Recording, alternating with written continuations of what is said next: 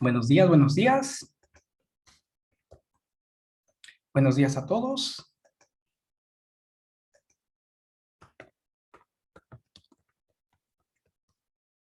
Buenos días, Fernando. Y buenos días a todos. Bueno, bienvenidos a nuestra segunda clase. Espero que estén bien. Renzo, buenos días. Ronaldo, buenos días. Bien. Irina, buenos días. ¿Quién más veo por aquí? Pedro, buenos días. Carlos, Jean-Pierre, Diego. Bien, entonces hoy es nuestra segunda clase de la semana, ¿no? Nuestras clases son lunes y jueves y la clase pasada conversamos sobre la dinámica del curso, vimos un poco del sílabo y les conté pues cuáles, bueno, tienen como un cronograma tentativo de los temas por clase y todo ello. Como siempre, pues va a haber cosas en las cuales nos extendemos más. Hay varias cosas que tengo en la cabeza que quiero mostrarles, que las voy a catalogar como extras, ¿no? Hay cosas extras, por ejemplo, me parece muy bueno que ustedes tengan cierta noción de cómo usar los números complejos para resolver ecuaciones. Se usa muchísimo en física. No solamente en física, sino cuando ustedes, por ejemplo, señales digitales, ¿no? En varias ramas de la ingeniería, pues uno usa fasores y básicamente uno usa números complejos y porque son muy prácticos para resolver ecuaciones muchas veces. No solamente ecuaciones algebraicas, ¿no? Digamos, una ecuación algebraica, uno escribe un polinomio cualquiera y tranquilamente, si ustedes escriben un polinomio al azar, pues muchas de las raíces son complejas. Sí, eso lo sabemos, pero similarmente, si uno piensa que estamos permitidos de usar números complejos, entonces ampliamos la estructura de los elementos, en este caso los números que estamos usando. Y esa ampliación de la estructura, pues nos brinda facilidad para varios temas, como para ecuaciones diferenciales. Entonces, por ejemplo, en mi cabeza está que en algún momento vamos a hablar un poquito de números complejos, cómo usarlos, pero como les digo, lo voy a catalogar como extra, ¿no? Para que sepan que, digamos, eso no es realmente una parte de una evaluación o algo parecido. Bueno, y entonces hablamos sobre varias cosas, más que nada generalidades del curso, la clase pasada, y después comenzamos a hablar sobre, y dimos una introducción, o bueno, no resolvimos específicamente, pero planteamos varios casos en los cuales uno usa ecuaciones diferenciales. Y bueno, yo lo que les quise mostrar era que realmente, pues, digamos, el mundo de las matemáticas son el lenguaje que usamos para formalizar los sistemas que analizamos. Es el lenguaje que tenemos hasta el momento. Pero muchas de las cosas de las matemáticas que uno ve en los libros de matemática, pues parecen bastante abstractas, pero la verdad es que ustedes observan aquí alrededor y quieren modelar algo, qué sé yo, el comportamiento de una partícula de polvito por acá, cómo se mueve, un problema tan simple, o mi taza de café, cómo cambia la temperatura interna de esta taza de mi café. Entonces, cualquier cosa que ustedes se planteen, y eso es algo bastante predominante en la física, el plantearse muchos sistemas, el plantearse cómo podría aproximarlos correctamente, cómo podría predecirlos, cómo podría interpolar y saber qué sucedió en el pasado, eso es eso es uno de los rasgos fundamentales de hacer física, por ejemplo. Y bueno, entonces todo ello lo formalizamos con ecuaciones. Entonces la matemática de ecuaciones diferenciales es una matemática bastante viva, realmente.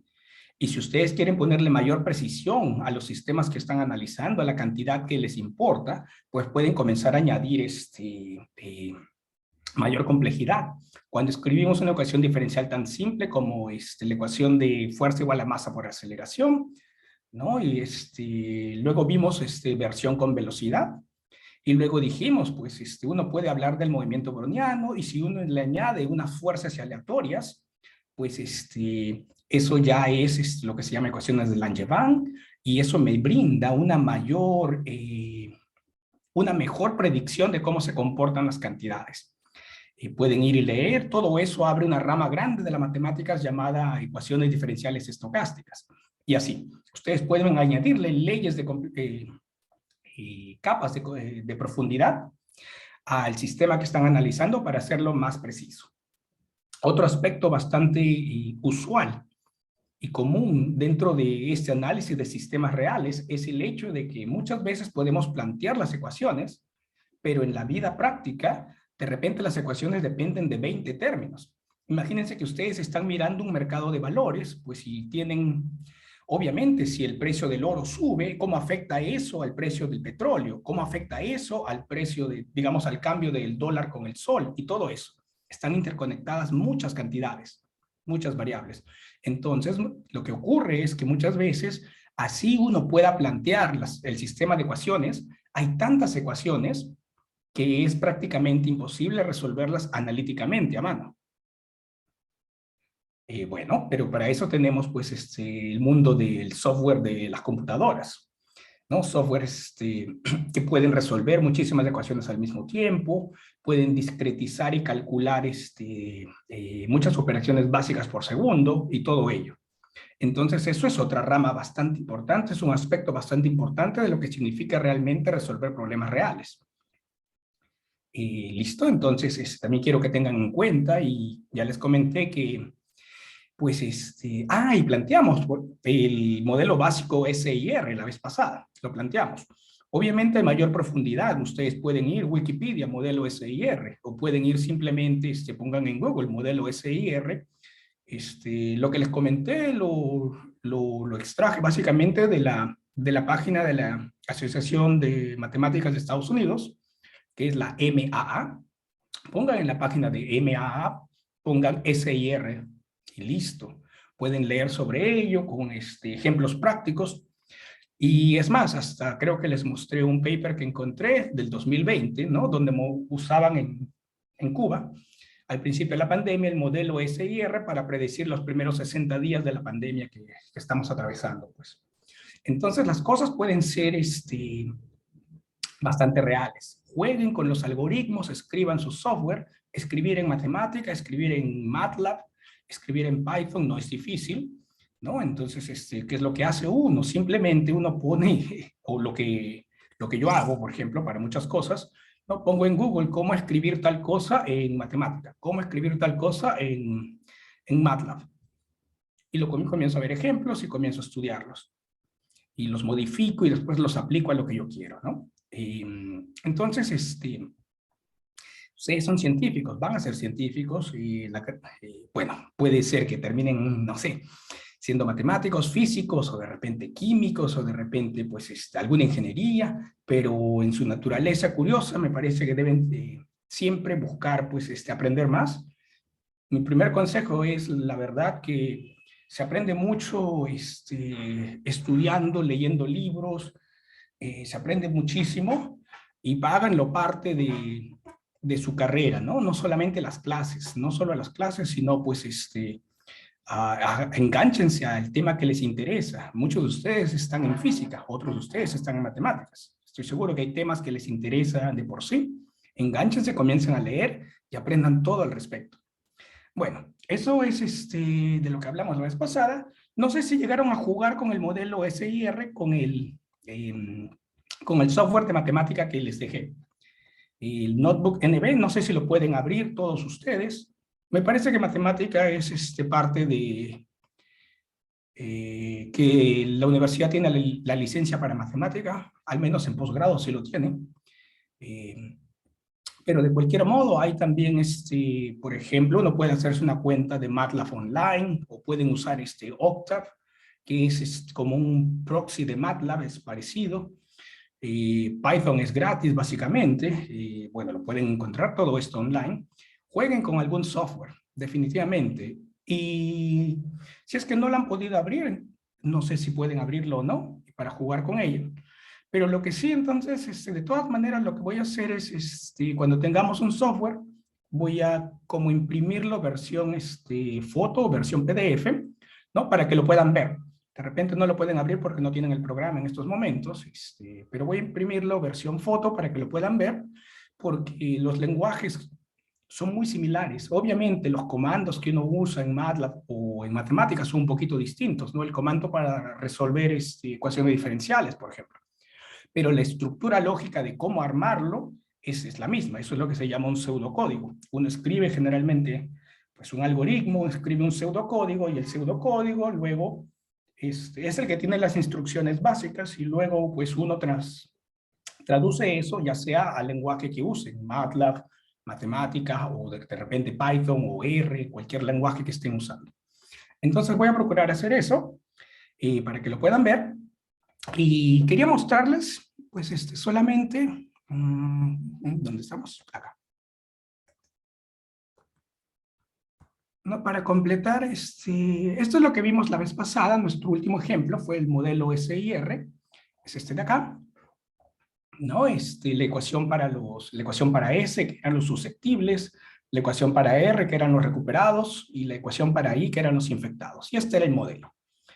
Bien, esos son parámetros, son constantitas, el B y el K, ¿no? Básicamente la constante K es con qué rapidez aumentan los recuperados. Es decir, en nuestro modelo era equivalente decir cuánto dura la infección de los infectados, ¿no? Entonces, por ejemplo, aquí teníamos un K igual a 1/3. Eso quería decir que la infección, los infectados permanecen en estado infeccioso durante 3 días. Por eso teníamos el K igual a 1/3. Bueno, y luego vimos este es el resultado, esta es la versión, lo escribí, está en matemática.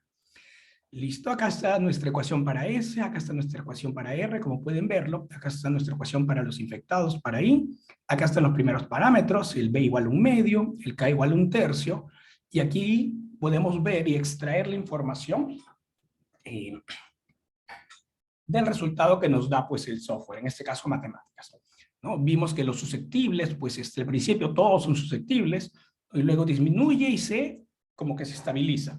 Acá teníamos un pequeño foco de infectados, un piquito, y los infectados al principio son pocos y luego pues comienza a explotar y forma un pico, y luego de nuevo y cae. Es un pico bastante bajo, ¿no? Pero fíjense, sin embargo, este pico bastante bajo de infectados generó que los recuperados sean, en verde, los recuperados, más del 50%. Es decir, un pico bastante bajito de infectados, pues puede realmente, puede haber afectado a más de la mitad de la población. Y es más, si quisiéramos ser un poquito más realistas, digamos que la infección no dura 3 días, sino que una persona, pues, dura infectada, ¿cuánto le ponemos? 7 días, una semana, aquí. Entonces, esto hace que el K sea, pues, ahora un séptimo, ¿no? Que el K sea un séptimo, y lo vamos a correr aquí arriba. Voy a correr todo, pero ahora con un séptimo. Listo. Entonces, fíjense qué sucede si la infección durara 7 días. Pues ahora el pico de infectados es mucho más grande, ¿sí? Entonces, en algún momento, más o menos esto está medido en días, era hasta 140 días lo puse, no por el día 40 y tantos del inicio de la infección, y más o menos del 40% estaba infectado en ese momento, pero fíjense, este pico de aquí, el pico de infección, ahora, si asumimos que la infección, una persona permanece infectada por 7 días más o menos, entonces fíjense cuántos son los recuperados. Se estabiliza por acá, casi el 100%. ¿Eso qué quiere decir? Eso quiere decir que si la infección dura alrededor de 7 días, por ejemplo, bajo nuestro modelo SIR, pues casi toda la población ha sido infectada en algún momento. Ha tenido que recuperarse. Y esto de aquí es, básicamente, imagínense, pues, ¿qué pasa si la infección dura más? ¿No? Si la infección, una permanece con los síntomas de infección, que es, qué sé yo, 10 días. Pues prácticamente toda la población va a ser infectada al fin y al cabo. Aquí está. Prácticamente toda la población en algún momento ha sido infectada. ¿Listo? Entonces, este es un modelo básico. Este es antes de que hubieran vacunas y todo esto. Pero bueno. Entonces, quería comentarles, ¿vieron la practicidad que uno tiene cuando tiene el software inmediatamente? Tienen armado, pues, las ecuaciones. Sí, yo quiero que tengamos las dos cosas, es decir, podamos resolver a mano, analíticamente, y podamos pues, ver y evaluar nuestros resultados en el software, con el software de nuestra conveniencia, y porque muchos de los problemas concretos que se resuelven con ecuaciones diferenciales, pues son aplicados a las ciencias, a las ingenierías, a la física, y pues uno lo que hace es, uno plantea una teoría que debe reproducir, digamos, resultados experimentales. Uno plantea una teoría y luego uno tiene que testear la teoría en diferentes circunstancias. Y de las formas más prácticas de testear la teoría es pues tener la simulación en computadora para poder hacer los cambios rápidamente y ver los resultados que debería obtener. ¿Listo? Es bastante común, por ejemplo, cuando ustedes trabajan con mecánica cuántica y pues se están midiendo cantidad de fotones o están queriendo ver la interacción entre partículas muy pequeñas, entre partículas subatómicas, pues uno testea muchísimas veces y tiene ciertos parámetros. Por ejemplo, en la cabeza uno piensa, ¿qué sucedería si la temperatura es muy baja, cerca al cero absoluto? ¿Cómo debería comportarse? ¿Qué es lo que espero físicamente? ¿Qué sucedería si la temperatura es muy alta?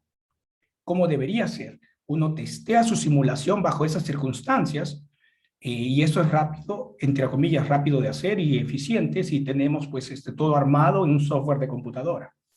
Volver a resolver las ecuaciones a mano cada vez que necesitamos testearlo para otro caso, pues es bastante trabajo. Y la verdad de las cosas es que muchas de las ecuaciones diferenciales que extraemos de sistemas reales, no son solubles analíticamente, es decir, no se le puede hallar una solución exacta en la cual yo pueda escribir el resultado es este de aquí. ¿Y a qué me refiero con eso? Al igual que hay antiderivadas que uno no puede escribir con las funciones usuales, pues resulta exactamente lo mismo, que hay muchas soluciones que no podemos escribir con las funciones usuales, ¿no? Las funciones usuales son todos los polinomios trigonométricos, hiperbólicos, qué sé yo, todas las potencias, logaritmos, exponenciales, combinación de todas ellas muchas veces no alcanzan para poder escribir la solución de una ecuación diferencial. Y lo que uno termina haciendo es aproximarla numéricamente. Bueno, entonces todo eso creo que por ahora podemos concluir con nuestra introducción a ecuaciones diferenciales. Cuéntenme, ¿alguna pregunta, alguna duda? Sí, antes de comenzar a escribir y formalizar pues necesitamos hablar de a qué nos referimos con ecuación diferencial, cierta clasificación de las ecuaciones diferenciales, separar en varios casos que podemos resolverlos analíticamente y estudiarlos. Bien, antes de comenzar con todo eso, ¿alguna pregunta, alguna duda?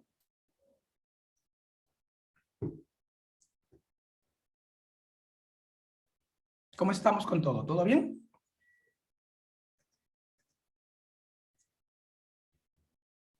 Pueden escribir en el chat o pueden usar el micrófono. Bien. Bien, entonces fuera de las cosas bonitas que hemos hablado, que hemos conversado, pues tenemos que poner la estructura, ¿no? Y necesitamos estar todos en la misma página, entender lo mismo por los conceptos, así que necesitamos escribirlos. Entonces, rápidamente, sí, a mí no me gusta mucho digamos, en general, la taxonomía de las matemáticas, es decir, clasificación, a esto le llamamos tal, a esto le llamamos tal, pero es necesario para que todos manejemos la misma terminología.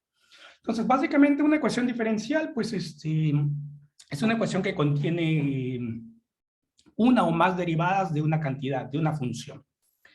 ¿Listo? Y a esa función, pues es la función incógnita. Ya se imaginan lo que es una ecuación diferencial, bueno, lo acabamos de decir, pero simplemente es una ecuación que contiene uno o más derivadas.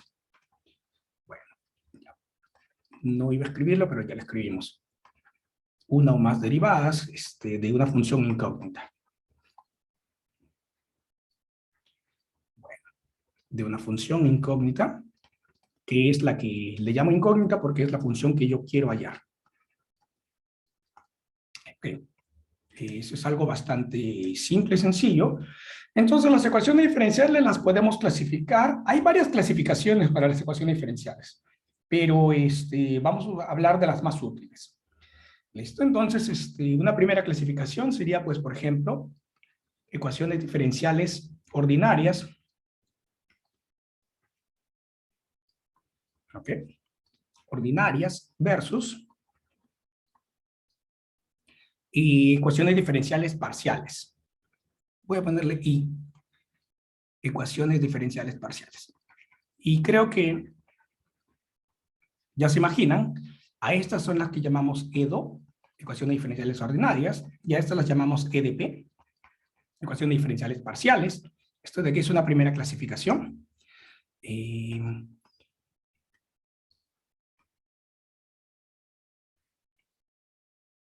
Ok.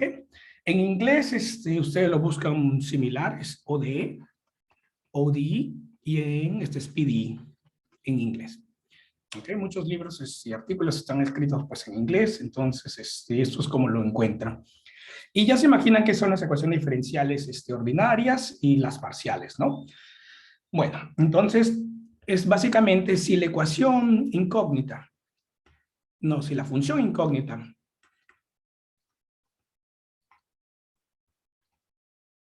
¿no? Depende de una única variable,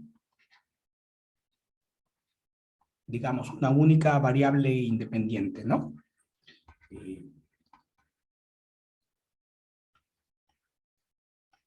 Por ejemplo, ustedes tienen una f de t que depende solamente de una variable independiente, o a veces la pueden escribir g de x, no importa, a veces la pueden escribir, qué sé yo, x de t, esta es la única variable independiente. Básicamente, pues vamos a terminar con una ecuación diferencial ordinaria. Pero si tiene, ¿okay? Entonces, en este caso, ¿no? La ecuación diferencial solo depende de un único tipo de derivada. La ecuación diferencial depende, ¿no? de las derivadas usuales.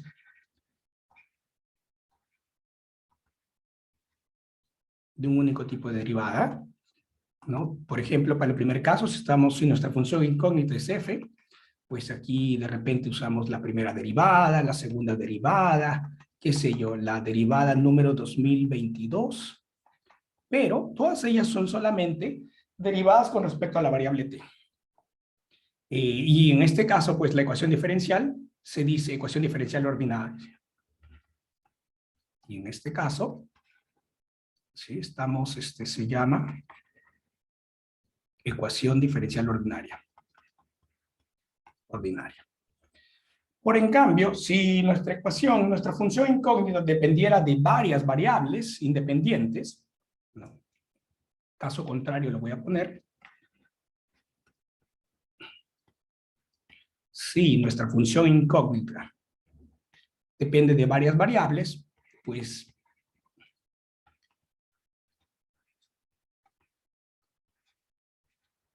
ya se imaginan, cada derivada tiene que ser especificada. Si es con respecto a la primera variable,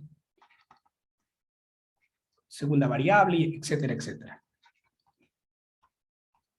Si, por ejemplo, ustedes están tratando con una función de X y Y, o de repente están tratando pues con una función que depende del tiempo y de la frecuencia, bla, bla, bla. ¿Cuántas cosas? ¿Ok? Entonces, en este caso, cada derivada tiene que ser especificada. Si es con respecto a la primera derivada, la primera variable, la segunda variable, termina siendo en derivadas parciales. ¿No? Podemos tener todas estas derivadas parciales, y en este caso, pues aquí, la ecuación termina llamándose ecuación en derivadas parciales. La ecuación diferencial sería una EDP, ecuación en derivadas parciales. Estos son solamente nombrecitos, ¿no? Entonces, vamos rápidamente. Ejemplo bebé. Obviamente, si yo escribo, por ejemplo, y doble prima más y igual a 0. ¿Ok? Este de aquí es una ecuación que solamente cuando yo escribo y prima, ¿sí? Estoy indicando que esta es la primera derivada de y. Esto es simplemente es la derivada de y con respecto a una variable, la variable que estoy usando. Vamos a hacer de cuentas que estoy usando la variable t. ¿Ok? A veces vamos a usar la variable x como variable independiente, no importa, dependiendo del contexto. Por ejemplo, en física se usa mucho la variable t porque uno quiere cuantificar cómo cambian las cantidades con el tiempo. Entonces el tiempo se vuelve una variable independiente muy importante. ¿Ok? Pero es exactamente lo mismo, mismos argumentos, si yo considerara pues y' que sea la derivada con respecto a una variable que no conozco llamada x. Da lo mismo. Entonces, esta de aquí, ¿no? Dado que estas derivadas, esta sería la segunda derivada con respecto al tiempo, ¿no? Segunda derivada de y con respecto al tiempo, ¿sí? Y obviamente estoy aquí. Esto es una manera corta que lo que está escrito aquí a la izquierda, ¿no? Esta ecuación diferencial es la manera bien corta, compacta de escribir pues que y es una función de la variable, en este caso de la variable t, y estoy resolviendo, estoy queriendo hallar una función de la variable t que cumpla, que su segunda derivada más la función original, pues sea exactamente igual a 0. ¿Ok? Esta es una ecuación diferencial ordinaria. Esta es una ecuación diferencial ordinaria. No hay derivadas parciales aquí, mi función y solamente depende de una variable independiente, que en este caso es t, y solo para mantenerlos despiertos, ¿me pueden dar un par de soluciones? Coseno. Bien, seno de t, coseno de t, por ejemplo. Listo. Soluciones, seno de t, coseno de t y muchas más voy a poner. Bien. Sí, muchas más. Bueno. Ok. En el segundo caso, por ejemplo, de ecuaciones diferenciales parciales, ¿sí? Uno tiene, digamos, la famosa ecuación del calor. Y voy a considerar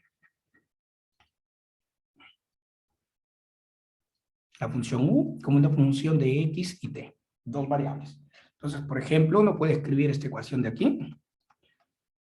El cambio de u en el tiempo, la razón de cambio instantánea, la derivada parcial, pues lo puedo escribir. Estoy escribiendo simplemente una ecuación. ¿Ok? Donde k es una constante. Constante positiva, realmente. ¿Sí? Esta es la que se llama, la que llamamos ecuación del calor. En general es una ecuación de difusión, ¿no? En este caso, esta ecuación pues captura cómo se transmite, cómo cambia el flujo del calor, básicamente. Esta es una ecuación diferencial parcial. Como pueden apreciar, ¿no? Tenemos derivadas con respecto al tiempo, derivadas con respecto a x, con respecto a la primera o segunda variable.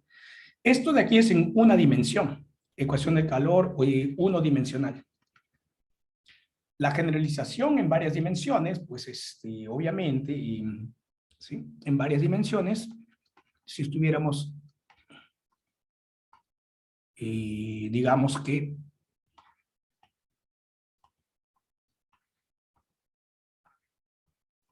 ahora mi función u, pues voy a hacerla depender de x1, x2, x3, ¿sí? Xn, pues y el tiempo. O sea, lo estoy haciendo depender de n más 1 variables. Entonces, la versión de la ecuación del calor, una ecuación de difusión en varias dimensiones, pues sería muy similar, ¿no? La derivada parcial es simplemente k, y aquí tendríamos la suma de los cambios con respecto a cada una de las variables independientes, ¿no? La segunda derivada. Listo. ¿Ok? A todo este segundo término, de los más importantes es cuando hablamos físicamente de un objeto que vive en 3 dimensiones. Pues, ya se imaginan. X1, X2, X3, ¿no? Eso es lo más usual, pero obviamente el estudio general de este tipo de ecuaciones lo pueden hacer matemáticamente para todas estas dimensiones. Entonces, este término de aquí segunda derivada de la función con respecto a la primera variable, más la segunda derivada de la función con respecto a la segunda variable y todo ello, pues a esto se le llama el laplaciano de la función u. ¿Ok? Y bueno, realmente es el laplaciano de... a ver, ¿cómo lo llamo? Ya voy a llamarlo laplaciano de u, no importa, por ahora. Para poder escribir de este modo. ¿Acá? ¿Ves? Es el laplaciano muchas veces. Lo escribimos así, especialmente en física. Este es el operador laplaciano, el nabla al cuadrado. Esta es la constante K. Y en matemáticas es usual escribirlo de este modo. Triangulito para abajo. Lo van a ver. Esto es en matemáticas. Cualquiera de los dos. El laplaciano, pues lo voy a escribir dada una función f de x1 hasta xm. Pues ya se imaginan, esto es la suma de, es segunda derivada con respecto a x, segunda derivada con respecto a todas sus variables. ¿Sí? Es lo mismo.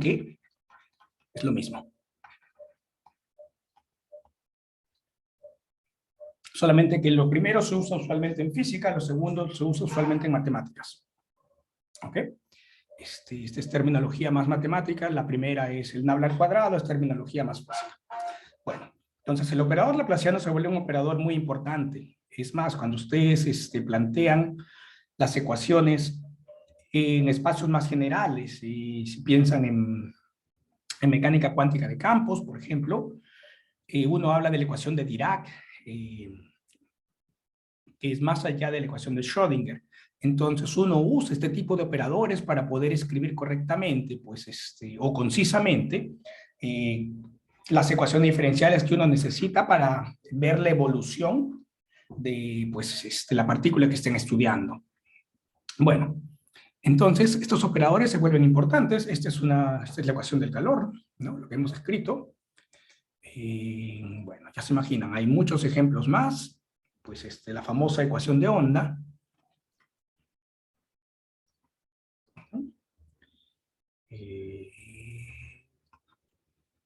En este caso la unidimensional, pues la voy a escribir simplemente así.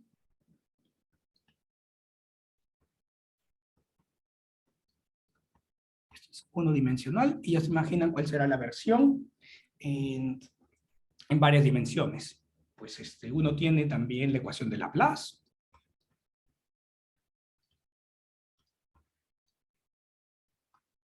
¿No? La ecuación de Laplace. Hay muchísimas ecuaciones. Y muy importantes. Esta de aquí. Así de simple y sencillo. Versión R3, esto significaría encontrar las funciones pues que se comportan, si los voy a escribir con x, y, z en R3, pues voy a escribir de este modo.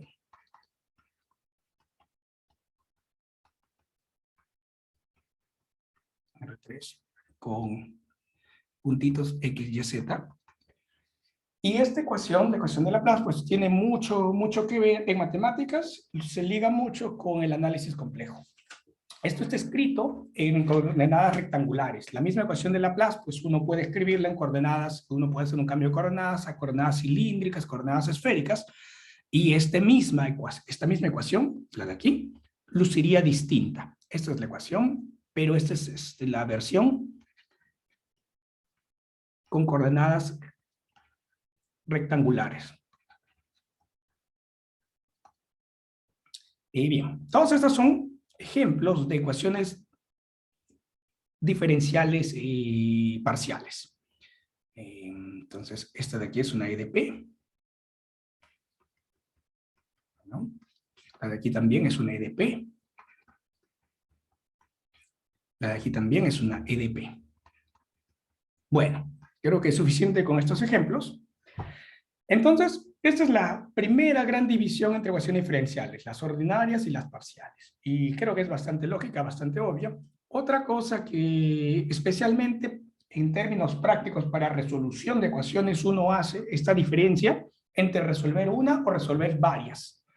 Y a eso lo llamamos pues un sistema de ecuaciones diferenciales. Ya que nos referimos específicamente con esto, ¿no? Un sistema de ecuaciones diferenciales, pues simplemente cuando si el número de variables de funciones incógnitas es mayor a 1,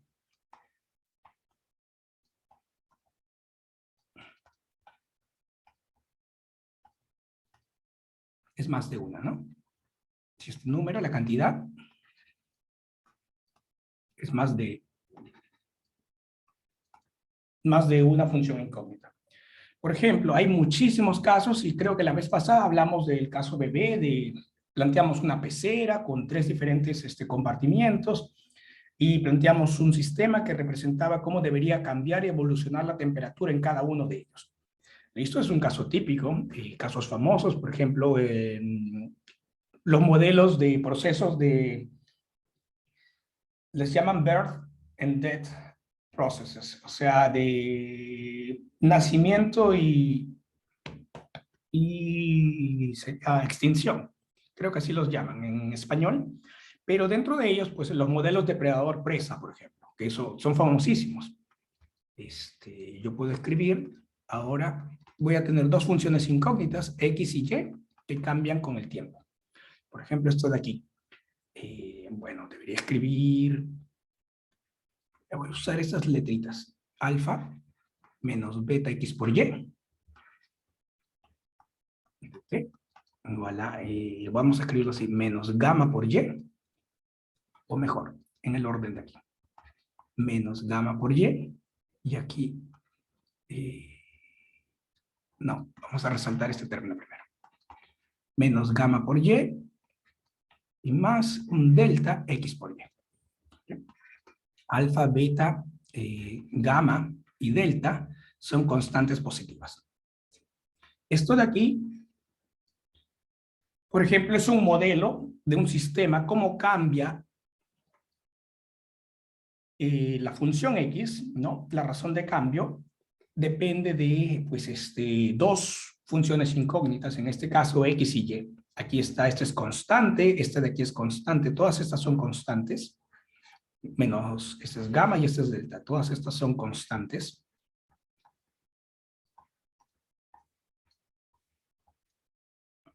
Y pueden ver que este es realmente un sistema de ecuaciones, hay 2 funciones incógnitas.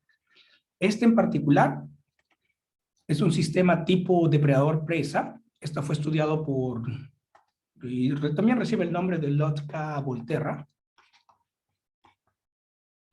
Sí. Este es un modelo depredador-presa. Y aquí, a ver, rápidamente, por ejemplo, esto lo pueden buscar en Wikipedia, Lotka-Volterra, modelo depredador-presa. Pero básicamente la idea es esta, ¿no? Si ustedes tienen, en este caso, la presa es X. Vamos a ver. Sí, la idea era capturar esto, que X de T es la población de la presa en el tiempo T, y Y de T es la población del depredador en tiempo T. Entonces, ¿cómo puedo ver esto? Esto lo puedo ver del siguiente modo. Y a pesar de que este modelo es un poco brusco, un poco tosco, pues es una de las bases de cómo modelar cuando tienen 2 cantidades compitiendo entre sí. Imagínense 2 cantidades. En este caso, las 2 cantidades son la población de la presa y la población del depredador. ¿Qué es lo que se asume? Se asume que el depredador consume la presa y solamente sobrevive por consumir la presa, ¿no? ¿Y qué es lo que se asume también? Que la presa tiene insumos para subsistir, ilimitados. O sea, la presa siempre puede subsistir por sí sola. Por eso es que la presa, que es el X, tiene esta parte de aquí, el alfa por X, si nosotros solamente nos enfocáramos en este pedazo de aquí.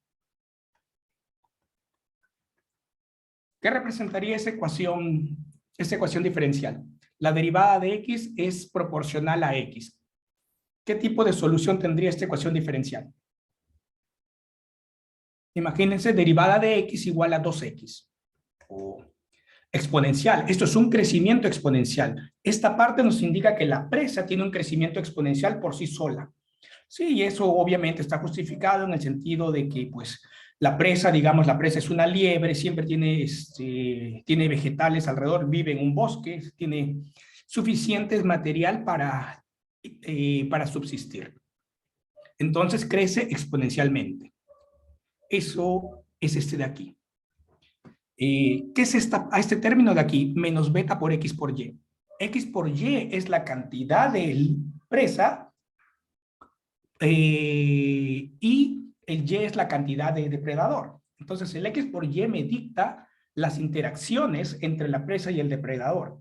Este menos beta, ¿sí? Básicamente me está diciendo cada vez que una presa se encuentra con el depredador hay una probabilidad llamada beta, pues, de que la presa deje de existir. Por eso tenemos el beta por x por y con signo negativo. Esto de aquí le disminuye a la razón de crecimiento, a la razón de cambio, pues, de la población de la presa. Entonces, y aquí tenemos para el depredador solamente subsiste consumiendo la presa. Aquí está la parte delta por x por y. Esta parte de aquí es pues, la interacción entre el depredador y la presa y cuánto gana la población del depredador cuando se encuentran con las presas. Eso está representado en este término de aquí. Y este término de aquí es un decaimiento exponencial, ¿sí? Porque los depredadores no tienen... esto representa, pues, que se van extinguiendo, van muriendo los depredadores. Los depredadores necesitan consumir a la presa para poder subsistir. Este modelo tan brusco como lo pueden ver, ¿no? Es un modelo Lotka-Volterra, es útil. Fíjense, justamente en la mañana estaba buscando Wikipedia, a ver si habían dibujitos. ¿Sí están viendo mi Wikipedia? ¿Sí me confirman? Sí, profe.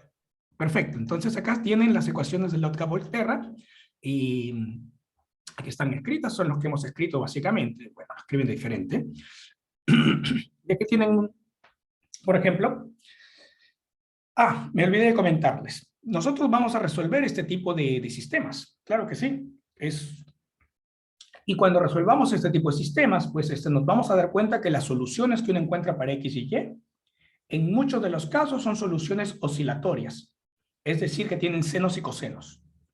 Y van por épocas, o sea, suben, uno sube, otro baja, otro sube, otro baja, y es de ese modo en muchos de los casos. Entonces, un caso típico es pues, por ejemplo, esto de aquí.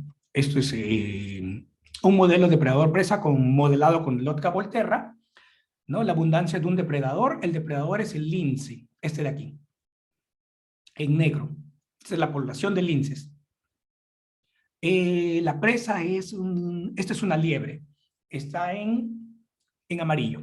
Entonces, fíjense cómo oscilan, suben y bajan, suben y bajan, suben y bajan, y esto lo podemos nosotros realmente capturar resolviendo el modelo que parece a priori tan brusco de depredador-presa de Lotka-Volterra, que hemos escrito, pues, en nuestra pizarrita.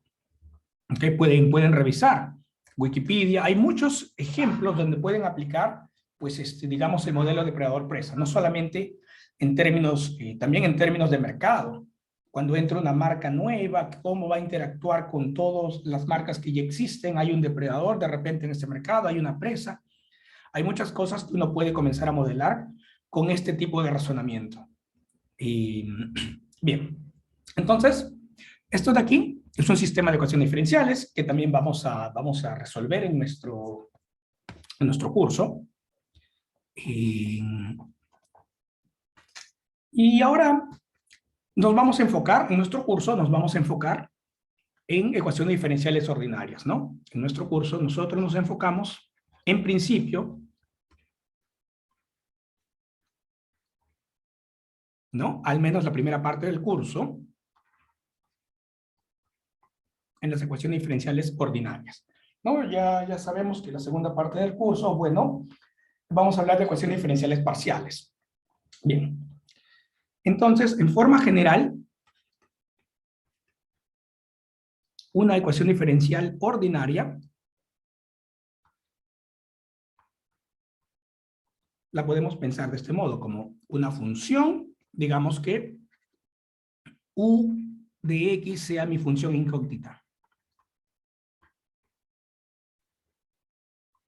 Entonces, una función que liga pues al x, al u de x, a la primera derivada y así. Hasta la enésima derivada de la función incógnita igual a 0. ¿No? Esta es mi variable independiente en este caso. Estoy usando x como variable independiente. Bien. Entonces, luce así una función, una ecuación diferencial ordinaria. Y hice hincapié aquí en el último término, ¿no? En el n, porque este de aquí nos va a dictar lo que llamamos el orden. El orden, qué tan profunda van las derivadas, hasta qué término de derivada voy. Recuerden que a grosso modo, pues la primera derivada mide el crecimiento de una función, la segunda derivada mide concavidad, la tercera derivada mide YERC. Las derivadas miden diferentes cosas. ¿Hasta qué profundidad de derivada voy? Bueno, entonces eso lo da el orden. Entonces ciertas definiciones,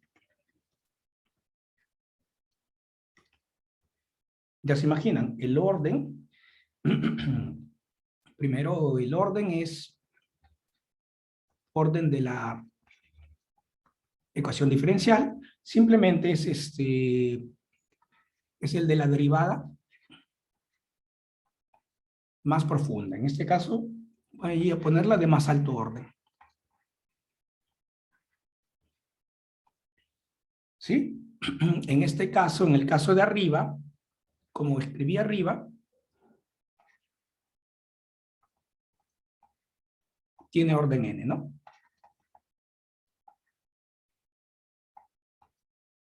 Este es el orden.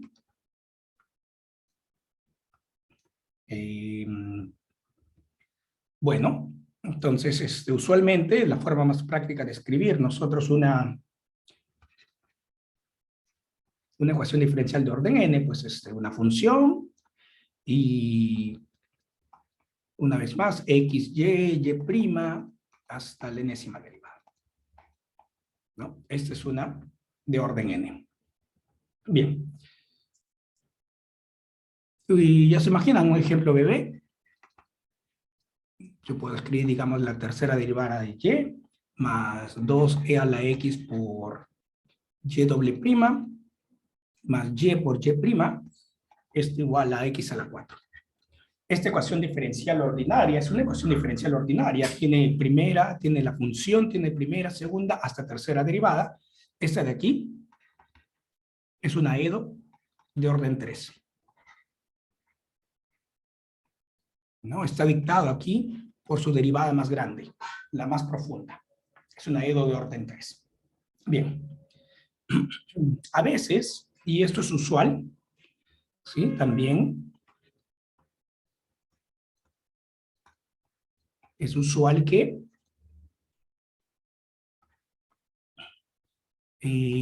o voy a decirlo así, es usual considerar, también consideraremos. Muchas veces, especialmente para nuestros métodos de resolución, muchas veces, dada una ecuación diferencial como esta, no, esto de aquí es una ecuación diferencial escrita de modo implícito. Y porque está ligando el x, el y' y hasta la enésima derivada del y en una ecuación. Entonces, muchas veces lo que vamos a considerar es despejar el y, la última derivada, como función de todas las demás.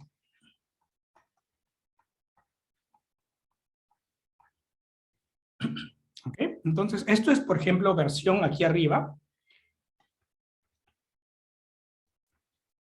En lugar de escribirlo de este modo de aquí, y triple prima más 12 a la x, y doble prima más bla, bla, bla, igual a x a la 4, pues lo voy a escribir así, ¿no? Y triple prima igual a, qué sé yo, menos 12 a la x, y doble prima, menos y por y prima, más x a la 4. este tipo de situación. Y lo escribo de este modo porque a veces cuando tenemos una ecuación implícita como esta, pues puede haber ambigüedad en el despeje de separar la expresión específica para la última derivada. Aquí puede haber ambigüedad, aquí no, aquí está escrita la tercera derivada, coincide con lo de la derecha. ¿Okay? Y esto va a ser útil para quitar ambigüedades a nuestros métodos, escribirlos de este modo. Bien, entonces eso es el orden. Y otra cosa importante es obviamente qué entendemos por solución. ¿Qué se entiende por solución de una ecuación? ¿Ok? Entonces, fíjense, tenemos orden de la EDO, ya sabemos lo que es. ¿Qué se entiende por solución de una ecuación? Y a esta ecuación la voy a llamar estrella. ¿Ok? Para referirnos a ella. Listo. Entonces, por solución de la ecuación estrella, se entiende, ¿no? Primero, que yo especifico un intervalo por solución de estrella sobre el intervalo. Y mi variable aquí era x, entonces voy a poner alfa, x, beta. ¿Okay? Se entiende, ¿no? Una función u de x que cumple, primero que existan sus derivadas, pues la primera derivada, la segunda derivada, ¿no? Hasta la derivada enésima, porque aquí estamos hablando de una ecuación de orden n, y que cumplan, pues ¿no? Que la enésima derivada de esa función coincida con, pues lo de la derecha. Ok. Cada una de ellas es una función de x, ¿no? Y así. Bien. Y esto debe cumplirse para cualquier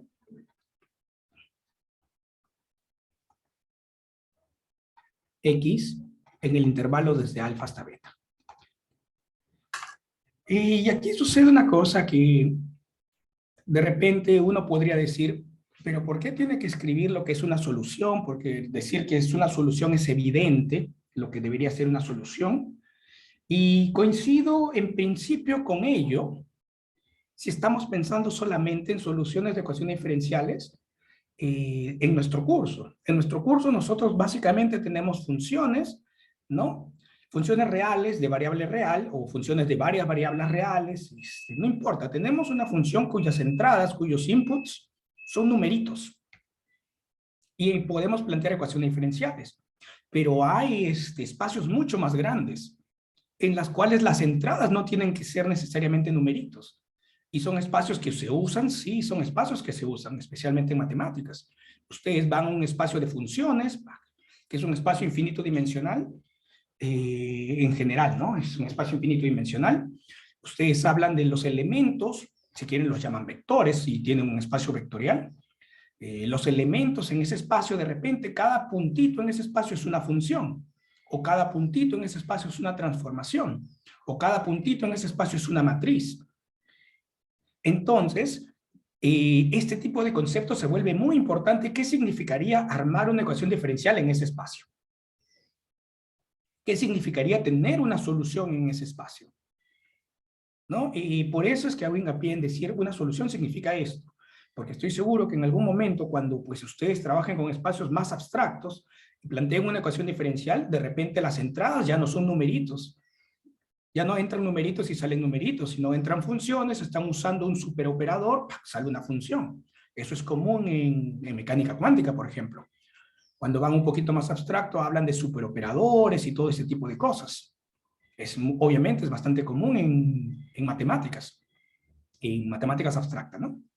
Bueno, entonces por eso hago hincapié en qué significa una solución. Van a ver que en varias ramas de la ciencia y la matemática es bastante importante decir exactamente una solución es la que cumple esto, pero si está en un espacio medio confuso, pues pero debería tener estas propiedades, pero debería también tener estas propiedades de aquí. Y a veces, muchas veces, lo que ocurre es que no podemos hablar de una solución, sino de una aproximación a la solución. Entonces, ustedes quieren definir bien lo que significa solucionar mediante aproximaciones. Y sí, eso ocurre bastante. Bueno, entonces ya tenemos bien claro lo que es una solución. Y listo. Ok, ahora algo un poco más divertido. Entonces, finalmente creo que esas dos definiciones son básicas. Ok. Entonces, ejemplos. Aún estamos con ejemplos bebé. Vamos a escribir, por ejemplo, lo que... Voy a escribir, sí, T mayúscula, T chiquita, igual a menos K por T. ¿Listo? T va a ser una función, T mayúscula va a ser una función de T chiquita. Entonces, esta es la ecuación diferencial que tengo. ¿Cuál es la solución de esta ecuación diferencial?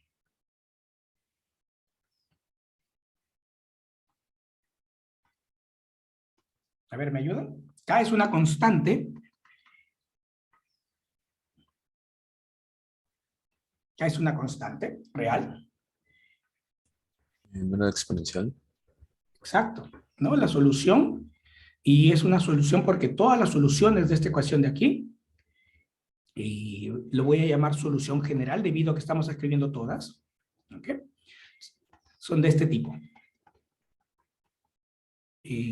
Una constante desconocida por e a la menos k por t, donde k es el k fijo, la constante fija del inicio, y c es una constante real desconocida. Todas ellas cumplen la ecuación 1. Y bien, C es una constante real, ¿sí? Cualquiera voy a poner. Todas ellas cumplen la ecuación 1. Perfecto. Entonces, por ejemplo,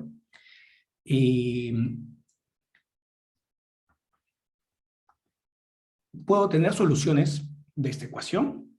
Si yo escojo diferentes valores para esa constante C, que forma parte de la solución general. Entonces, por ejemplo, si yo escojo C igual a 0, ¿qué solución he obtenido? Esta solución que he obtenido, si C es igual a 0, entonces T mayúscula igual a 0. T mayúscula igual a 0 es solución de cajita roja. Claro que sí, si la función es constante igual a 0, pues entonces esta es una solución. Fíjense este tipo de solución. ¿Ok? Y solo para poder graficar correctamente, voy a asumir que K es una constante real positiva. ¿Ok? Para poder graficar correctamente. Entonces, el mismo análisis es si K es una constante real negativa. Realmente, aquí en lugar de menos K, pude haber puesto una constante cualquiera. Y aquí en lugar del exponente menos K por T, tendríamos esa constante cualquiera multiplicada por T, que es el tiempo, ¿no? La variable independiente. Y, por ejemplo, para C igual a 1, pues lo que tenemos es otra solución a cajita roja, que sería E a la menos K por T, que si K es una constante positiva, como lo dijimos, esto es un decaimiento exponencial, ¿no? Si C, por ejemplo, es menos 2, pues tendría que T sería E a la 2KT, ¿no? Miento. Esto sigue siendo E a la... acá tendríamos menos 2. Menos 2 por E a la menos KT, también es un decaimiento exponencial, pero hay que tener en cuenta que aquí el término líder, el menos 2, va a cambiar el grafiquito de cómo se comporta la función t. Todo esto junto lo puedo representar, ¿no? En un plano donde mi variable independiente es t y los valores de la función t mayúscula lo escribo aquí en el eje y. Entonces, por ejemplo, uno tiene la solución con c igual a 0, sería esta curva. Esta curva es la solución con c igual a 0. La solución con c igual a 1, e a la menos kt,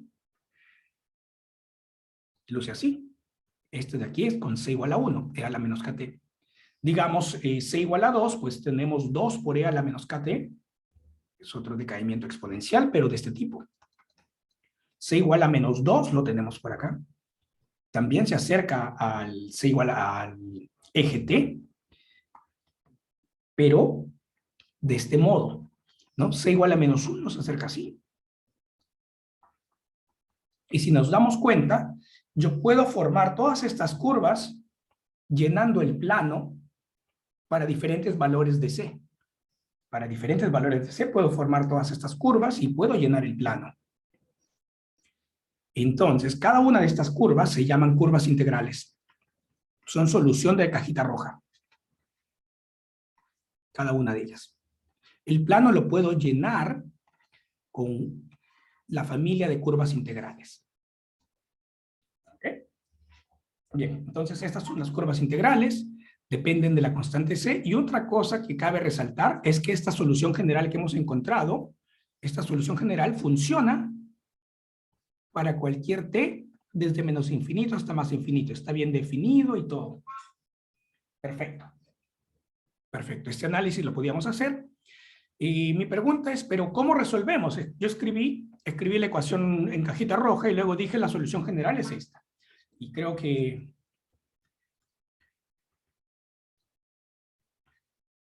todos coincidimos con la exponencial. Pero ¿cómo lo resolvemos realmente? Voy a poner cómo lo resolvimos.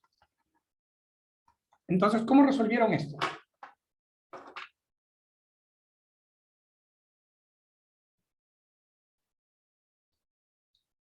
¿Alguna idea? ¿Cómo lo resolvimos? ¿O qué es lo que hicieron para decir, bueno, esas son las soluciones, la solución es una exponencial?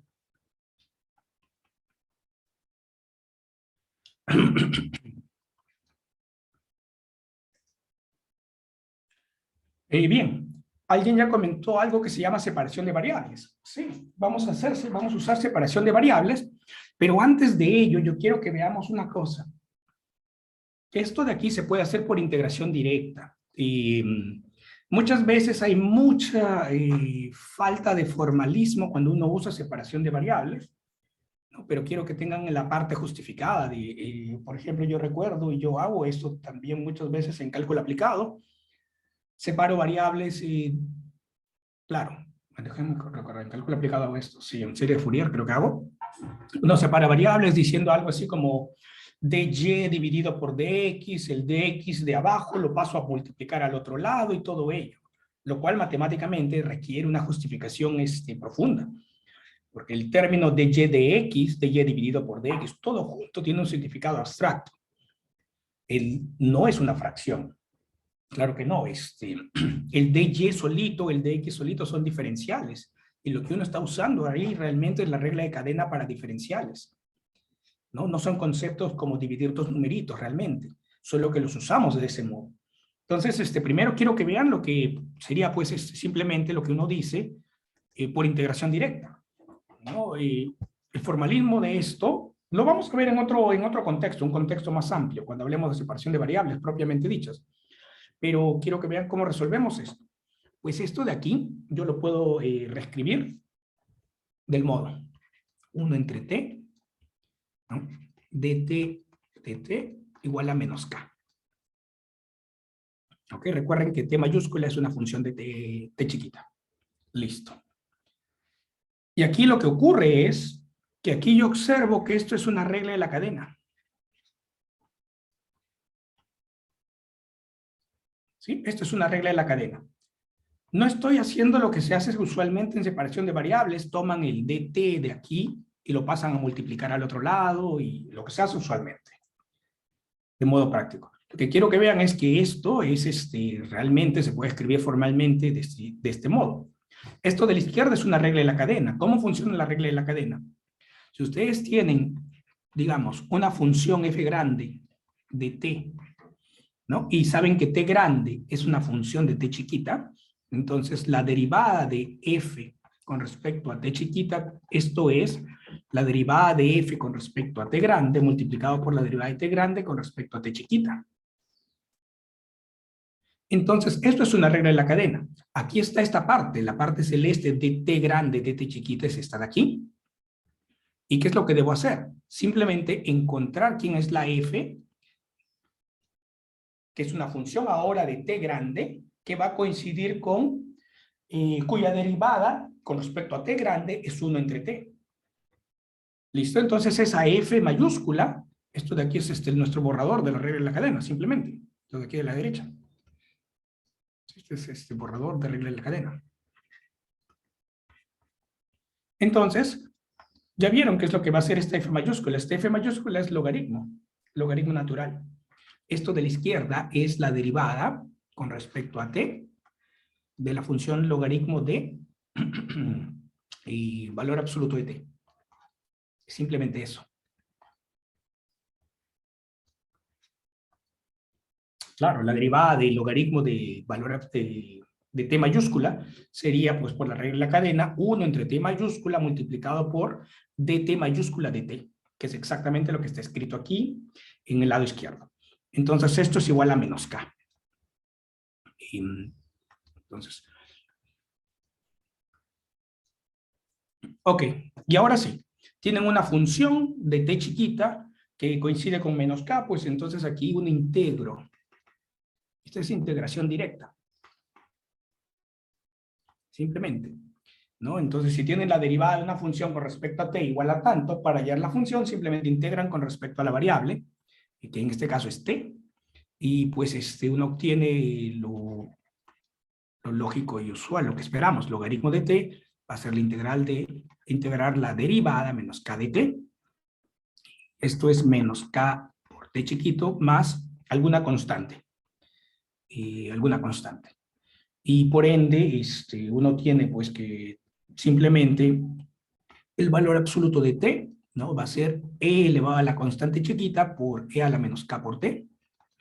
Y ahora sí, dado que el valor absoluto me va a determinar que esto puede ser positivo o negativo, eso lo capturo simplemente diciendo que es una constante por e a la menos k. Esa constante puede ser positiva o negativa. Constante arbitraria o inclusive cero. Que es lo que habíamos escrito como solución. ¿Okay? Y esto se cumple desde menos infinito hasta más infinito. Ok.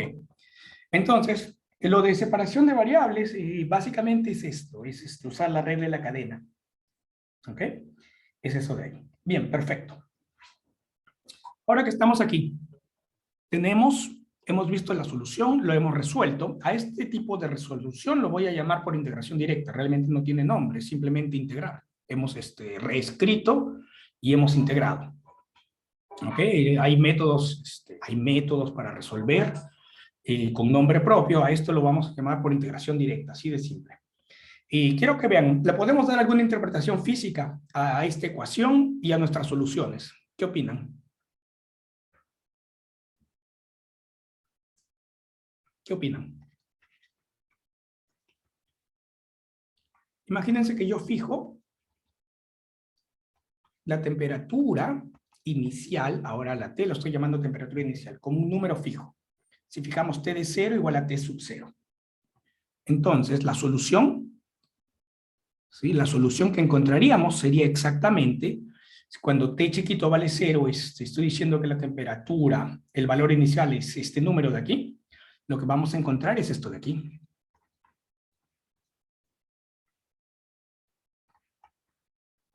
Que se cumple del menos infinito al más infinito. ¿Qué representa este tipo de solución? Si yo pienso en la temperatura de un objeto, esto sería la temperatura inicial. Esto sería la temperatura inicial.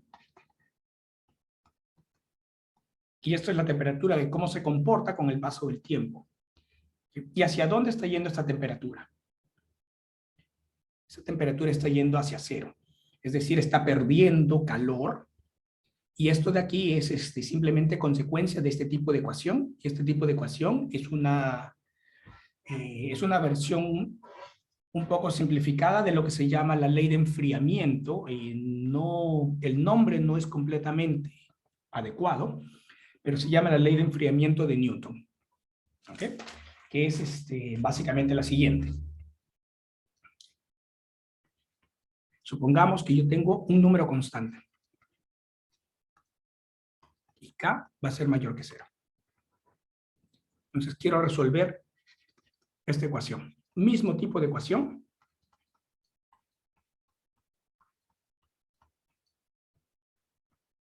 ¿Okay? Es esta ecuación de aquí.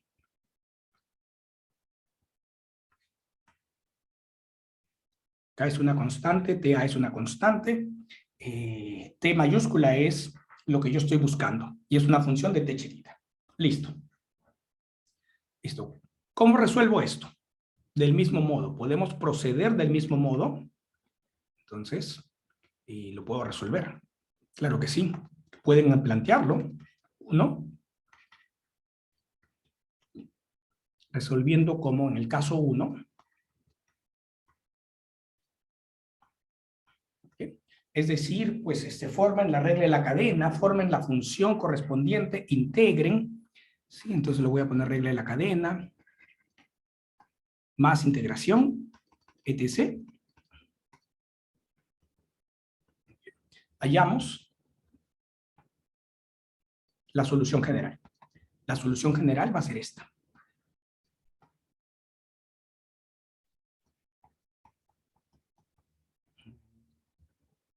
A mayúscula lo voy a llamar a chiquito solo por conveniencia. ¿Okay? Va a ser TA más, pues, una constante multiplicada por E a la menos KT. Esto. Y esto se va a cumplir desde menos infinito hasta más infinito. Bien, esa va a ser la solución general. Listo, esto lo podemos resolver exactamente, y es bueno que lo hagan cada uno de ustedes, pero vamos a pensar un poquito como matemáticos. ¿De qué otro modo podría resolver esta ecuación? ¿De qué otro modo podría resolver esta ecuación? No sé si se dan cuenta que lo que me dijeron separación de variables es realmente lo que estamos haciendo. Una de las cosas que se hace mucho en matemáticas es lo siguiente. Si ustedes saben resolver un problema básico y luego tienen un problema más complicado, exacto, podemos usar el caso 1, la solución del caso 1 para resolver el caso 2. Y eso lo podemos hacer gracias, vamos a usar lo que dijeron en el chat. Simplemente, en matemáticas se hace esto bastante. O también, si definimos simplemente una nueva variable, ¿sí? Por ejemplo, podemos definir, qué sé yo, y o igual a t menos ta. ¿Okay? Estamos definiendo una nueva función, y, que simplemente es la función que estoy buscando, la t mayúscula menos la constante ta. ¿Sí? Entonces, ¿qué es lo que ocurre? Luego, lo que ocurre es, pues, ya se imaginan, la derivada de y con respecto a t chiquita, ¿no? Es la misma que la derivada de t mayúscula con respecto a t chiquita, porque el ta es una constante. Y la ecuación diferencial queda ahora del siguiente modo. Pues simplemente queda, en lugar de escribir dt mayúscula dt, lo que voy a escribir es dy dt, igual a menos k por y. Y este es el caso 1. Aquí está, menos k por y. Y este es exactamente el caso 1. Solamente con y en lugar de t mayúscula. Esto de aquí es el caso 1 y ya conocemos la solución. Entonces, luego puedo escribir de frente la solución. Gracias al caso 1, simplemente es pues una constante por e a la menos k por t. Y de donde puedo deducir que la solución tiene que ser, dado que y es t menos ta, pues simplemente voy y regreso al mundo del t. Esto sería esto de aquí, ¿no? Que coincide con lo que escribimos pues en el acápite 1. Esta es la solución general. Bien, perfecto. Esto que se hace bastante, aquí fue sencillo redefinirlo como de este modo.